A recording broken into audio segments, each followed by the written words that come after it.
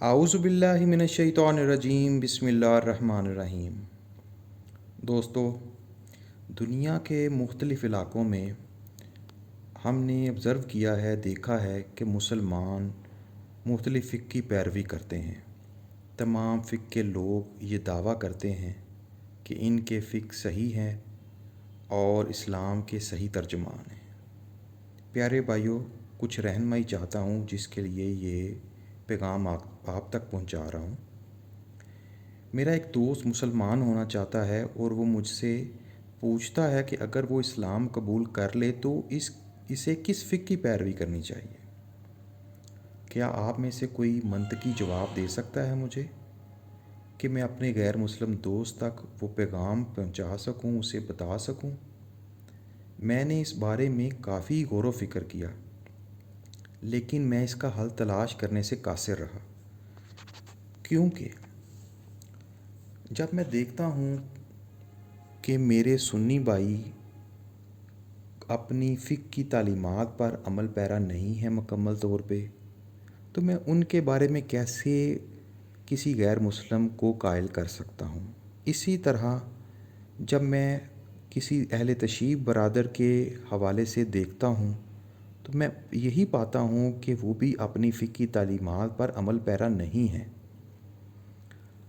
اسی کو دیکھتے ہوئے اگر میں اپنے دوست کو یہ کہوں کہ آپ اسلام قبول کرنے کے بعد سنی فقہ میں آ جائیں، یہ بہت اچھا ہے، تو اس کا جواب آگے سے یہ ہے کہ مجھے کوئی ایک کامل سنی ملاؤ جو اپنے فقہ کی تمام تعلیمات پہ عمل کرتا ہو۔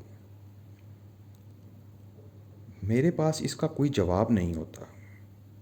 دوسری طرف میں اسے اگر یہ کہوں کہ اہل تشیع برادران بہت اچھے ہیں اور آپ اہل تشیع ہو جائیں، اس کا جواب آگے سے یہ آتا ہے مجھے کہ کوئی ایک کامل، کوئی اچھا، کوئی بہتر اہل تشیع برادر مجھے ملواؤ تاکہ میں اس سے لرن کر سکوں، میں اس سے سیکھ سکوں۔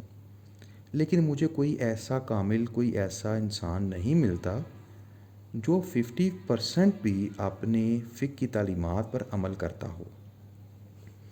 میرے ذہن میں ایک سوال آتا ہے، وہ یہ کہ اگر ایک چیز پر میں خود قائل نہیں یا میں خود اس چیز پہ بھروسہ نہیں کرتا تو میں کسی دوسرے کو کیسے اس کے لیے قائل کر سکتا ہوں؟ ہم دیکھتے ہیں کہ فقہ میں سخت جنگ جاری ہے۔ لوگ ایک دوسرے کی فقہ پر الزام تراشی کرتے ہیں، حتیٰ کہ گالیاں بھی دیتے ہیں۔ اس موقع پر میرا غیر مسلم دوست کہتا ہے کہ لوگوں کو اپنی کتابوں میں لکھی ہوئی فقہ کی پیروی کرنی چاہیے۔ اگر وہ صحیح طریقے سے اپنی فقہ کی تعلیمات پر عمل کر سکتے ہیں تو اسی بنا پر ہی دوسرے لوگوں کو اپنی فقہ کی طرف راغب کر سکتے ہیں۔ وہ یہ بھی کہتے ہیں کہ اگر اسلام میں فقہ کی وجہ سے بہت زیادہ تصادم ہوتا ہے تو ہم بہتر ہے غیر مسلم ہی رہیں۔ میرے دوستوں، میرے بھائیوں، میری عاجزانہ التماس ہے، ہمیں اسلام کو مختلف فقہوں سے آزاد کر دینا چاہیے اور منطق کے ساتھ تقابلی مطالعہ کرنا چاہیے۔ ہر فقہ کے مثبت پہلو ہیں، کسی کے فقہ کو برا نہیں کہنا چاہیے۔